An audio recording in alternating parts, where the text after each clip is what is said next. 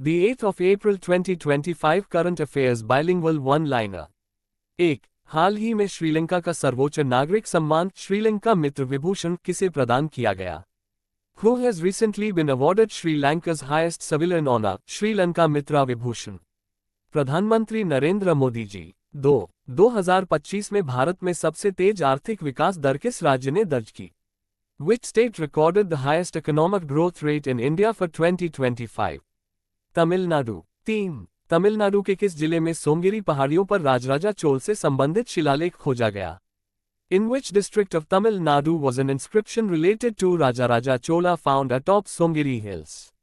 मदुरै। 4. प्रधानमंत्री मोदी ने हाल ही में किस देश में भारत की सहायता से बनी 2 रेलवे परियोजनाओं का उद्घाटन किया?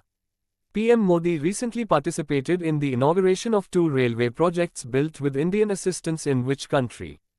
श्रीलंका। 5. केंद्रीय मंत्री जुएल ओराम ने किस राज्य के सुंदरगढ़ में 2 दिवसीय मेगा मेडिकल कैंप का उद्घाटन किया? Union minister Jual Oram inaugurated a 2-day mega medical camp in Sundargarh of which state? Odisha. 6. प्रधानमंत्री नरेंद्र मोदी ने कहां भारतीय शांति सेना स्मारक पर पुष्पांजलि अर्पित की? Where did PM Modi pay tribute at the Indian Peacekeeping Force Memorial? Colombo. 7. Stand up India योजना ने हाल ही में कितने वर्ष पूरे किए?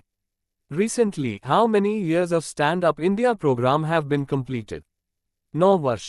8. आयुष्मान भारत योजना लागू करने वाला दिल्ली कौन सा राज्य केंद्र शासित प्रदेश बना? Delhi became which number state UT to implement Ayushman Bharat योजना? 35वां। 9. आयुष्मान भारत योजना के चलते स्वास्थ्य पर जेब से खर्च घटकर कितना प्रतिशत रह गया है? Due to Ayushman Bharat, what has been the reduced percentage of out-of-pocket expenditure on health? 38%। 10. Bharat सरकार ने भारत में महिलाएं और पुरुष 2024 का कौन सा संस्करण जारी किया? Which edition of Women and Men in India 2024 was recently released by the Government of India? 26वां संस्करण। 11. राष्ट्रपति द्रौपदी मुर्मू 7 से 10 अप्रैल 2025 तक किस देश के साथ पुर्तगाल की राजकीय यात्रा पर जाएंगी? President Draupadi Murmu will go on a state visit to Portugal and which other country from April 7 to 10, 2025? Slovakia. 12. हाल ही में 2025 से 2029 तक के लिए जीवंत गांव कार्यक्रम 2 VVP2 को किसने मंजूरी दी? Who has recently approved the Livable Village Program 2 VVP2 for the years 2024-25 to 2028-29?